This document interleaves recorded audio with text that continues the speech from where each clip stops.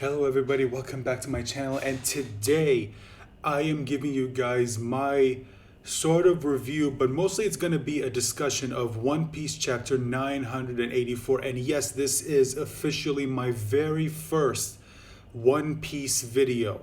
Okay, now look, I just need to make something very clear here. Okay, I am in no way like the biggest fan of One Piece. I am a fan of the. I am the fan of of the series. I am a fan of One Piece, but I am in no way like as big of a fan as some of the other One Piece YouTubers that are on this platform. Like I'm nowhere near Ohara or Joyboy Theories. Okay, I'm nowhere near those guys' levels.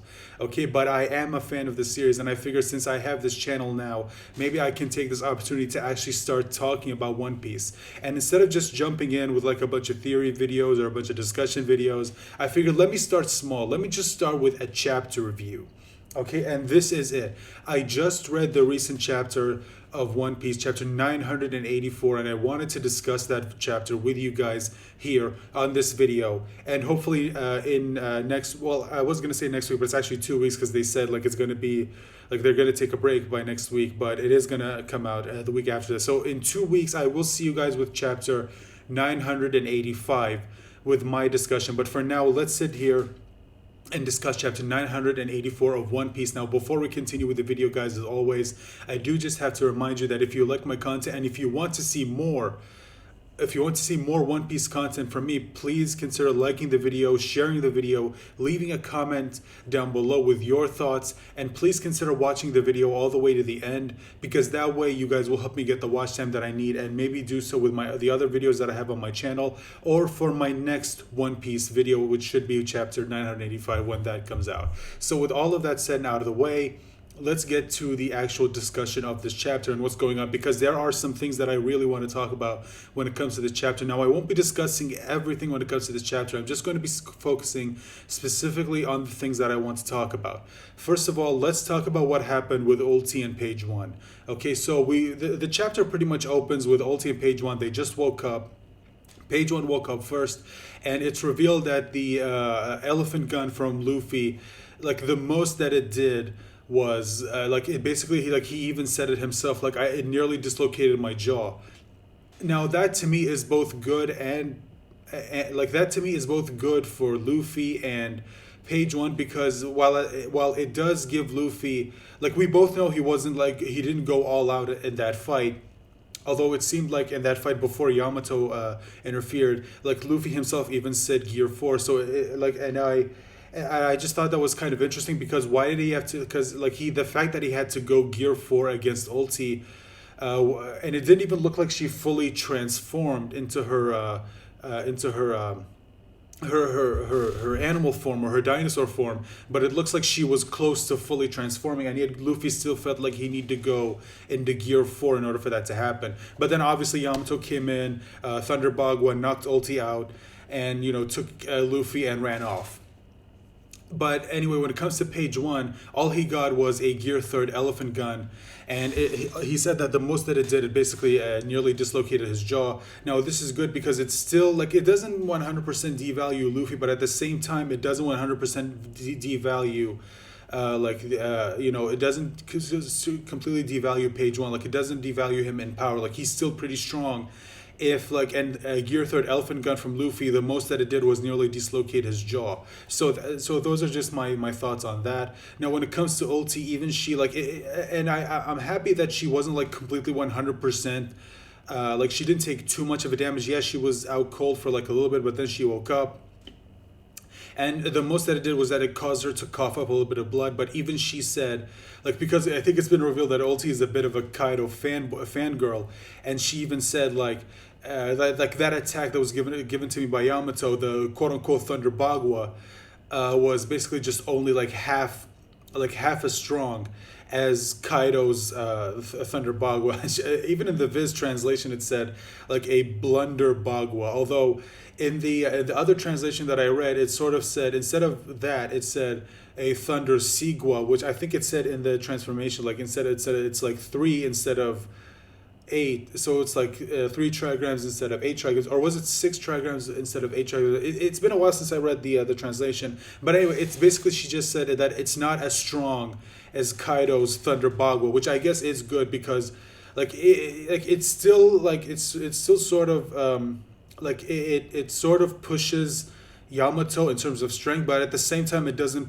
push Yamato to a level of strength where it's like Yamato's on the level of Kaido, but still, because still, when someone says that you're half as strong as Kaido, that's kind of a compliment. I mean, we all know. I mean, come on, they say land, sea, or air. Kaido is the strongest for a reason. I mean, come on. So, anyway, those are my thoughts when it comes to that. But anyway, some henchmen come in and they say Yamato and Luffy have stopped running, and they said good, so they go after them. And then we cut to Yamato and Luffy fighting. Now, for this video, I mostly just want to focus on Yamato and Luffy, and then I want to focus on Kaido, or specifically a moment in the chapter with Kaido, and then a little bit I want to talk about the other Straw Hat Pirates or their allies, and them sort of trying to blend in in Onigashima. So okay, we cut to Luffy and Yamato. So they're fighting. Luffy basically says that, look, I don't have time for you. Okay, we have this plan. Okay, I gotta go enact this plan. I can't afford to screw up, and I gotta go do my part. Which to me I actually really liked, because it shows that Luffy has grown. Because one of the things that constantly irritated me about Luffy, even post time skip, is that it seems like he hasn't changed all that much.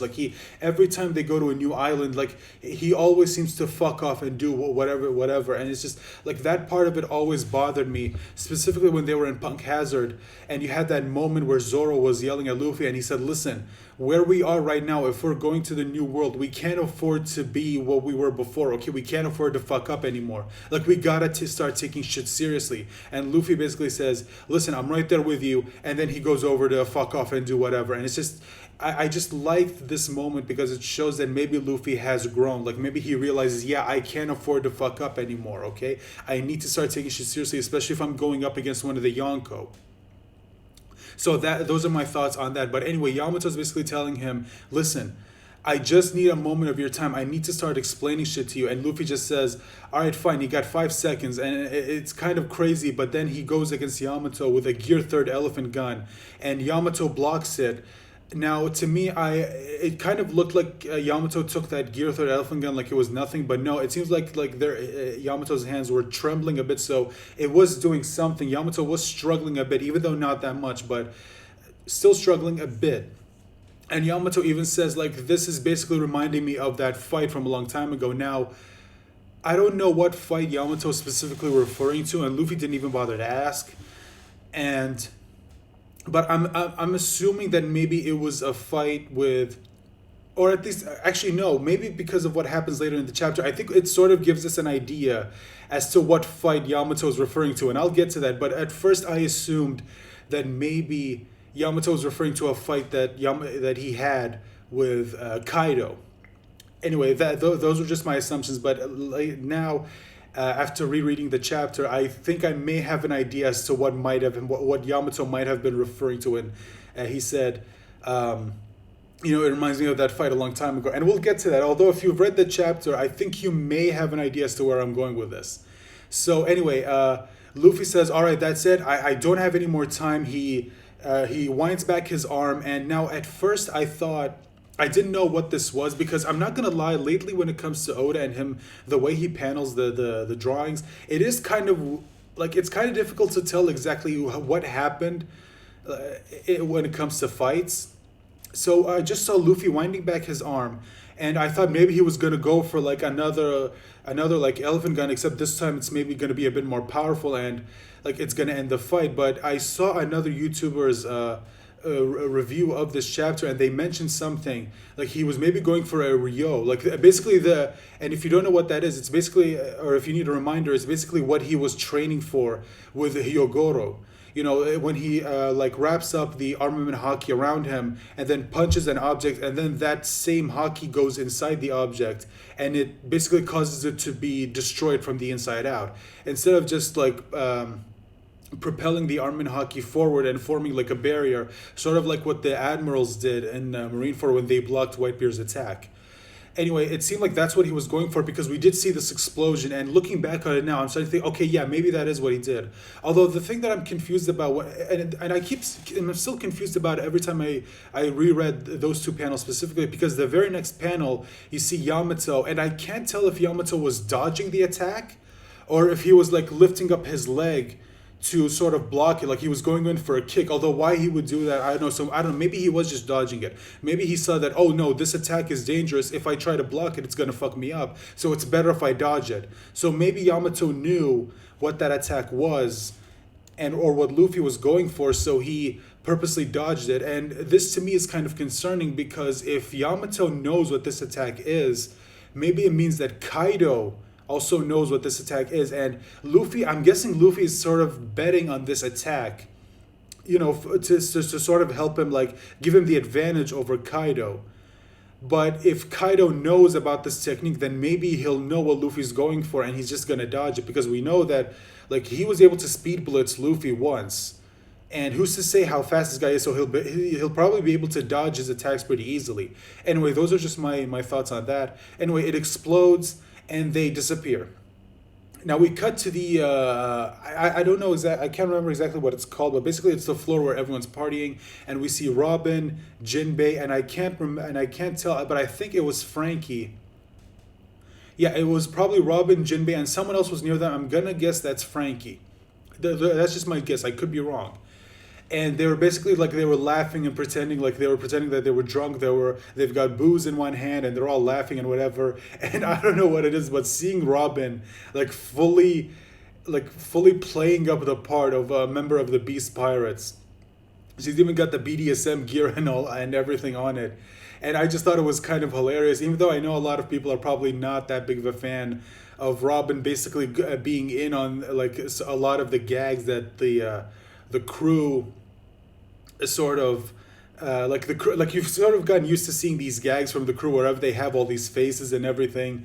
And Robin's sort of been the only one that doesn't really do that. And yet now here we are, and we're seeing her sort of taking part of the gag. And I guess like maybe this is Oda trying to show some growth on Robin's part, to where before she used to be a little bit more standoffish, but now it feels like she's fully become part of the crew. I know a lot of people are not big fans of that, but I just thought it was kind of hilarious. And I also thought it was kind of hilarious that Jinbei, like I'm actually surprised that nobody noticed that Jinbei, like that was Jinbei. Like he still has the emblem of the Sun Pirates right there on his chest, and it's not even all that well concealed. I mean, you can still see it. I get the feeling that if like maybe it's because a lot of these people are drunk or they're high of cocaine or whatever, that they can't even see something that's right in front of them. Anyway, so we see Orochi, and he's up there on the I think you call it a mezzanine or whatever, the balcony. He's up on a balcony, and he overlooking the floor where everyone's just partying, and he basically tells everyone that Kozuki Momonosuke is right here. He's the son of Kozuki Oden. And he basically, where he was all this time, he basically escaped to the future, and he's here and he's telling them about all this stuff, but everyone else down on the floor is saying, this guy, he doesn't know what he's talking about. Let's just keep drinking. Let's just let the guy say whatever he wants. He's probably had one too many already, so he's just jabbering or whatever. And then Kaido comes out, and he basically makes this announcement. He says that I'm announcing the new Onigashima project. And I'm sitting there thinking, okay, what could this new project be? Because we know Kaido, like he said, he wants to start a world war because he's basically tired. Remember our first introduction to Kaido? He said, I'm sick and tired of this boring world. Let it all burn and crash. I don't even care anymore. Let's start the biggest world war let's start the biggest war that this world has ever seen. So I'm gonna guess that his alliance with Big Mom is going to have something to do with that. I'm guessing maybe the new Onigashima project is going to have something to do with that. Maybe it's going to turn into a ship. I don't know. Maybe he's going to turn it into a ship, and it's going to go from an island. It's going to go from being an island to turning into a ship, and they're going to storm Maryjoy or Maryjoie or however you pronounce that. I've always just called them Maryjoy. Anyway, they're going to storm, let's just call it Navy HQ. They're going to storm Navy HQ, and they're gonna take on the admirals, and of course you've got the celestial dragons, the Gorosei, and maybe Imsama. I don't know. Like again, I'm assuming that I'm just assuming what this is. I could be wrong. I mean, hell, it's not the first time I've assumed what Oda was planning, and then I turned out to be completely wrong. Who knows? Anyway, so after that's done, we cut to the attic of the building that they're in, and there Yamato and Luffy are there, and Luffy just says, "All right, fine, whatever. You've got 5 minutes, and then once that's done, I got to go back to doing what I had to do." Okay, so Yamato says, basically first words out of his mouth after Luffy says, "All right, you got 5 minutes." He says, "When I was a kid, I told my dad I want to be Kozuki Oden, and he beat the shit out of me." I get in concept that like that's not really funny when a kid tells you that their parent just beat the shit out of them. Yeah, I know that's not funny, but I don't know why they're in that situation. And the first thing that out of Yamato's mouth is, "When I was a kid, I told my dad that I really want to be this guy that I look up to, and he beat the shit out of him." Well, I guess you can kind of understand Kaido because Oden was, he was his enemy. He's the one that injured him, and if it wasn't for that stupid witch, like Kaido, I still believe that Kaido would have died if that witch hadn't gotten involved. But anyway, like I can understand why he'd be mad. Although, and it is Kaido. He's not really necessarily a good person. So him finding out that he beat the shit out of his own kid, honestly, that doesn't really surprise me. Anyway, he said, even Luffy says, should you really be telling me this? And he basically said, like, "No, listen, when I was a kid, I admired this guy. I was there at the Hour of Legends. I was there when Oden jumped into a pot of boiling oil, and for the next hour, he was basically holding up his entire crew, and he survived an hour inside boiling oil. Like, that guy is a Chad. He's a fucking Chad." Anyway, and the second he saw that, he was like, "You know what? I want to be like this guy. If I could be as close of a man as this guy, I want to be that. I want to strive to be a man like Kozuki Oden." And and then we get the anyway. We'll get to that, but before that, we revealed something that, in all honesty, I thought, "Oh, holy shit! Wait a minute." Yamato reveals that he has Kozuki Oden's journal. Yes, the same journal. Remember during the flashback where it was basically from the perspective of Oden, and it was revealed that he was writing all this down. Remember, like the very last chapter of like the very same chapter where it was finally like we saw Roger, like he reached Laugh Tale and he saw the One Piece and everything. He figured out the secret of the Voice Century and he laughed. Yeah. That chapter where before then we saw a few panels where it was Oden writing in his journal. Yeah, that very same journal. Like Yamato has that, and he even says not even Kaido and Orochi know about this. Now, when you think about it, that definitely makes sense. Although it is kind of stupid. Why do you have it and you live in the same building as Kaido? Like, don't you think there's a bit of a risk? Like, if you have that and you live in the same building as Kaido, there's a chance that Kaido is gonna get his hands on it, or even worse, Orochi. Or actually no, it'll be even worse if Kaido has it. And now, especially if he's in alliance with Big Mom, although we're starting to see that alliance kind of falling apart, which again, not really a surprise. But anyway, like, okay, think about this. Really think about the implications of this. Oden wrote everything or all of his exploits in that journal. Specifically, get this, specifically. What if, or no, he definitely wrote his experience on Laugh Tale in that book. Or at least he or at the very least we know that he wrote, like, yes, we found all 4 road poneglyphs. We found the Rio poneglyph. We figured out the location of Laugh Tale. We went to there. And he even said when Roger first saw the One Piece, he laughed. He wrote all of that in his journal. Now think about this. What if in that journal he wrote what the One Piece is? What if in that journal maybe not what the One Piece is. What if in that journal he wrote, like, he gave hints as to what the secrets of the Void Century is. Like, okay, maybe he didn't write like how to get there. Maybe he didn't write in his journal like, okay, this is how you get there. Okay, these are the longitudes, latitudes. Okay, this is what you need to know. This is where all four road poneglyphs are. This is how we found them, blah blah blah, and all that stuff. And this is how you get the real poneglyph and all that stuff, blah blah blah. He wrote all that stuff in that journal. And if Yamato were to give Luffy that journal after they're done with Wano, after they're done there, like after they leave Wano, like, and if they have the journal with them, and if Nami reads it, like again, if the coordinates are there, if he by some chance wrote down the coordinates of where Laugh Tale is in that journal, and Nami reads it, like she could just instantly take them there. Like they don't even need to find the other road poneglyphs. She could just, like, she could tell Luffy, listen, I know how to get to Laugh Tale. Like I can take us there right now.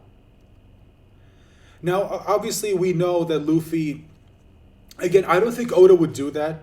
But again, I'm just saying it's a possibility. But again, I don't think Oda would do that because there are still a lot of things that we have to see before we get to Laugh Tale. Like we still had to get to Elbaf. We still haven't gotten to Elbaf. Although, like I've been thinking about this, and just humor me for a bit. I'm about to go into a bit of theorizing.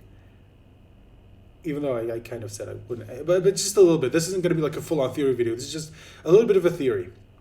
Like a lot of people assume, I've been following a lot of One Piece YouTubers for a while now, ever since I got into this series, and a lot of them have theorized that before we ever get to Laugh Tale, like Laugh Tale is going to be the very last island we get to before the whole war that Whitebeard predicted would happen after someone gets to One Piece. Or someone gets to Laugh Tale and finds the One Piece and figures out the secrets of the Void Century and everything. Like there will be a war that embroils the entire world, and like they always assume that that's going to be the last island before we get to the war. But I've been thinking about something. What if that's not the case? What if they get to Laugh Tale and then they get to Elbaf? Like what if they get to Laugh Tale, they find the One Piece, and they find, like they figured out, like Robin finally figures out the secret of the Void Century, but the only thing that's left is, first of all, Sanji still has to find the All Blue, and Nami still has to fulfill her dream of like creating a map of the whole world.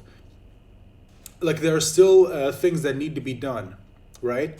So I figured that's like maybe after Laugh Tale, like they think, okay, like maybe now we can take the war to Marineford or the Navy, but like what if Luffy and the crew are still not ready? What if after the Laugh Tale, that's when they go to Elbaf, and maybe there, because I've seen some people theorize this. What if they get to Elbaf and that's where like Luffy finally meets up with Shanks again after all this time, like because he's definitely made a name for himself in the world of One Piece, because not only did he take on two of the most powerful Yonkos, not only did he take on Kaido and Big Mom and survived, but he also found Laugh Tale. He found the One Piece. He knows the truth. Like he might as well be named the King of the Pirates at this time, because he's the second person, along with his crew.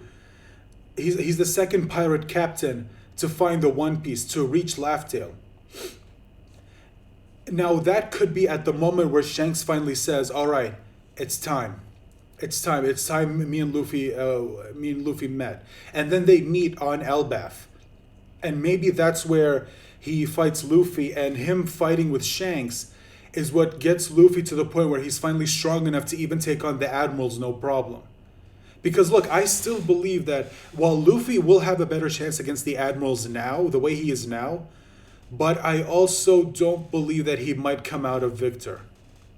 Like I still believe that like characters like Akainu, Fujitora, Kizaru, let's see who else, that other green guy whose name I'm forgetting right now. Which again, whom that person we still don't know anything about them.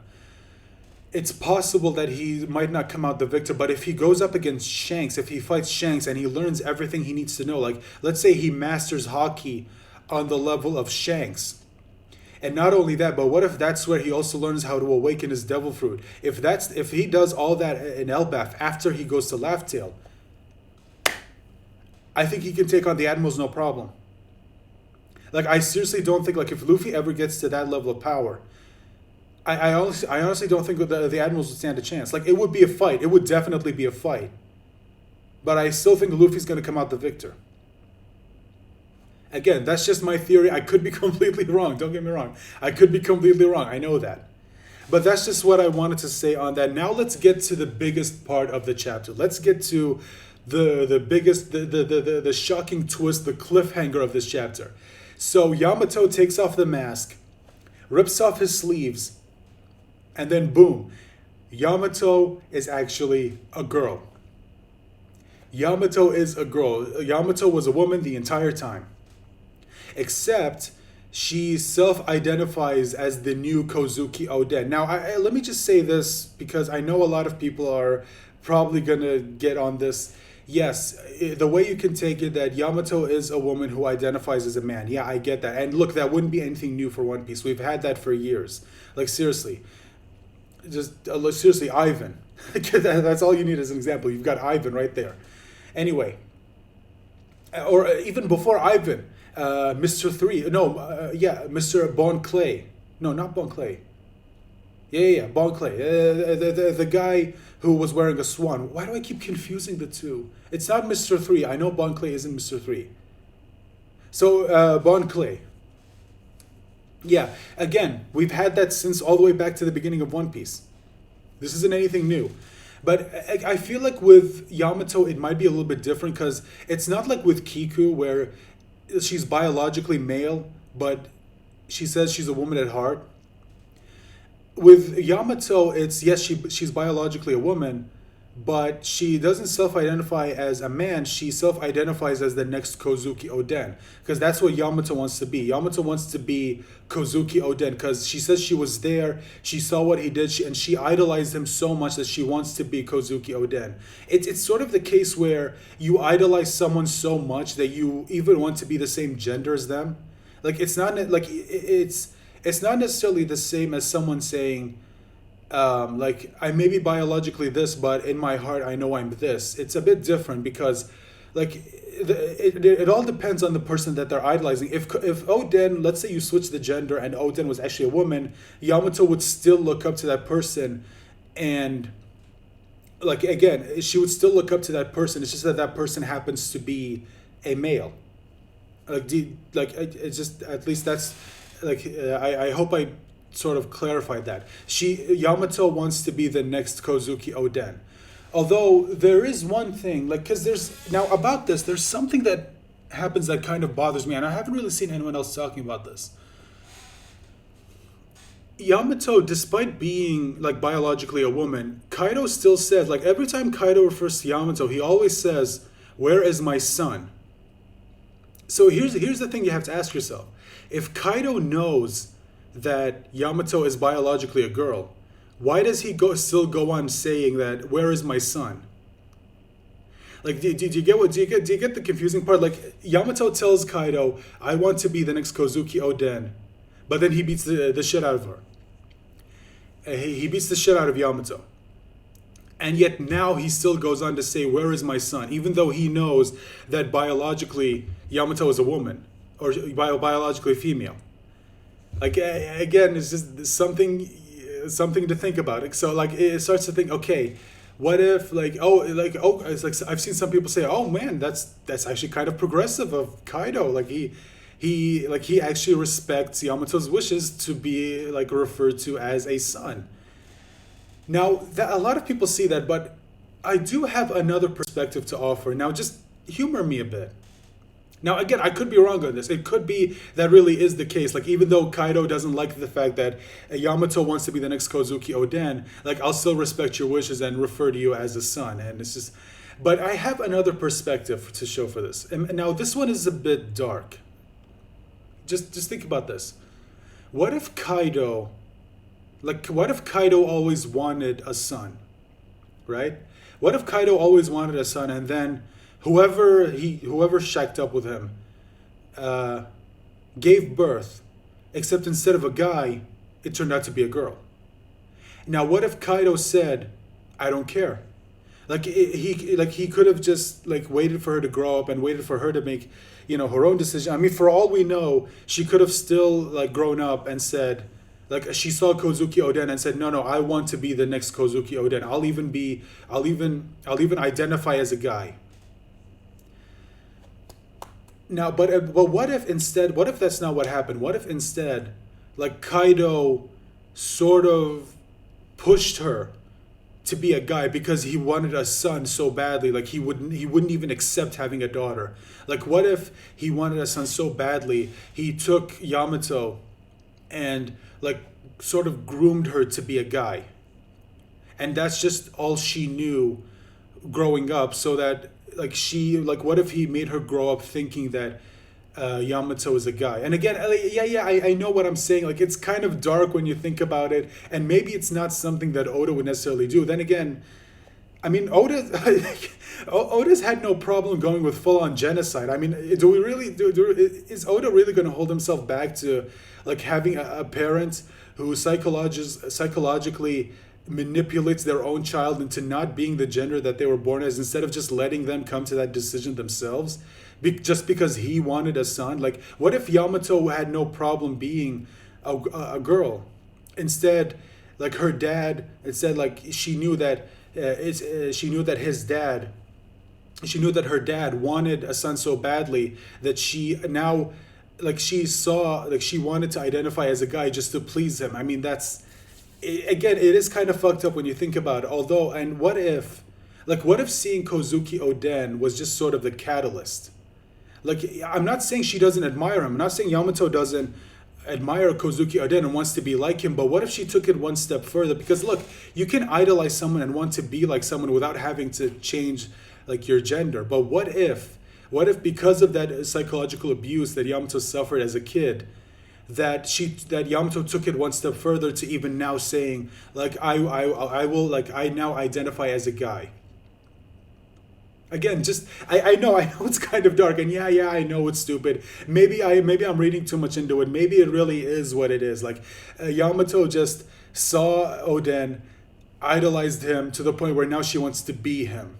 And even takes it to the point where she now wants to identify as a man, just like Kozuki Oden, because the person she idolized happened to be a man. It's just, okay, maybe it really is that. Okay, just forget everything else I saw. It's dumb. But anyway, now we get to the last thing that I want to talk about when it comes to this.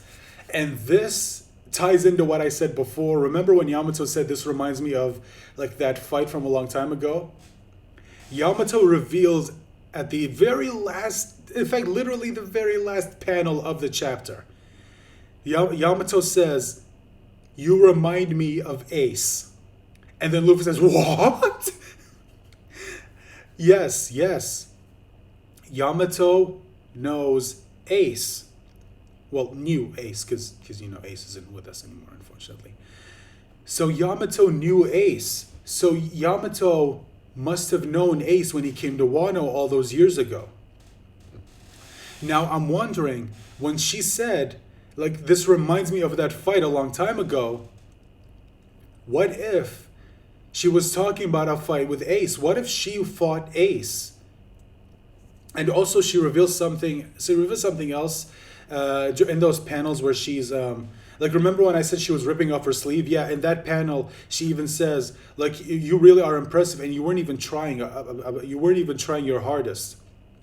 Okay, so that's kind of interesting. Like, I was kind of afraid that, maybe like what we saw Luffy do at this point, like maybe this was, like maybe all that training was kind of for nothing, and I was kind of worried. But okay, so it turns out he wasn't really going all out all this time. Although maybe Yamato wasn't there in the plaza where they got, slashed by piano teeth, and like, or maybe she saw Luffy going up against Ulti in page 1, and she saw how she saw his fight there, and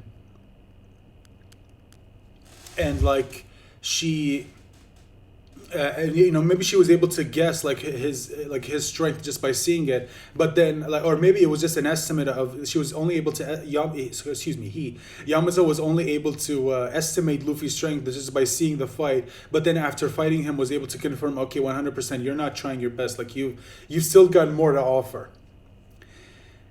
And I think that was interesting. Like maybe we're gonna get a flashback. Maybe we'll actually get to see Yamato and Ace, like we'll get to see what happens again. Maybe we're not gonna get it now.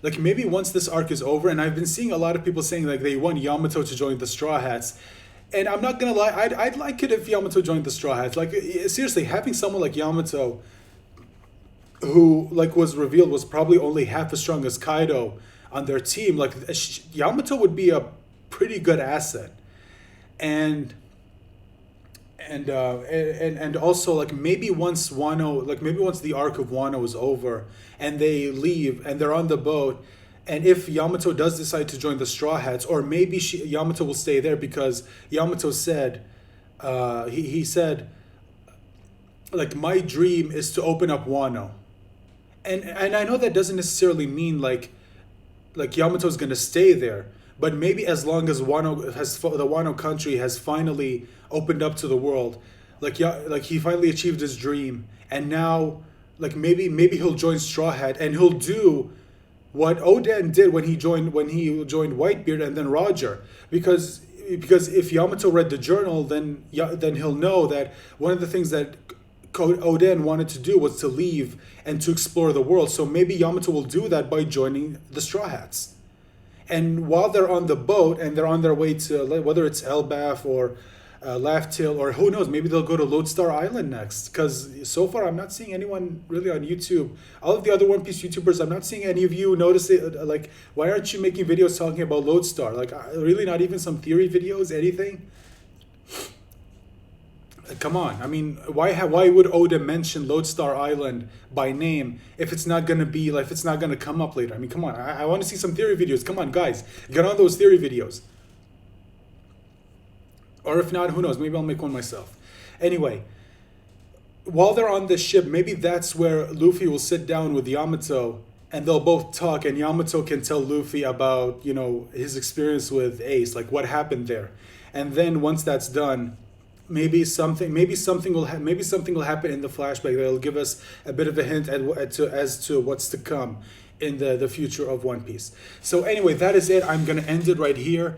Thank you guys so much for watching. I really hope you enjoyed the video. And yes, I do want to make more One Piece content because seriously, I am getting really into this series. Okay, I wasn't that big of a fan when I got into it at first, but I am just 100% in right now. I am 100% invested. I want to make more One Piece videos on this channel. And if you guys want me to make more, please let me know in the comments. If you guys want me to start making theory videos, I have no problem with that. Maybe leave some ideas for topics in the description, in the comments down below. And if you want to support this channel, if you want to see this channel grow, guys, please remember to like, share, comment. And also, if you want another way to support the channel, I will leave a link in the description box down below. It'll send you to another site which will help you leave a donation for the channel. Again, that is completely optional. You don't have to if you don't want to. Just watching the video or liking and sharing and subscribing is going to help support the channel, but it is there if you guys want to financially support the channel. Thank you so much. I really appreciate it, and I hope you join me for my next One Piece video, which again is going to come out in 2 weeks, when I am going to review chapter 985. You guys have been awesome. Stay safe as always. Goodbye.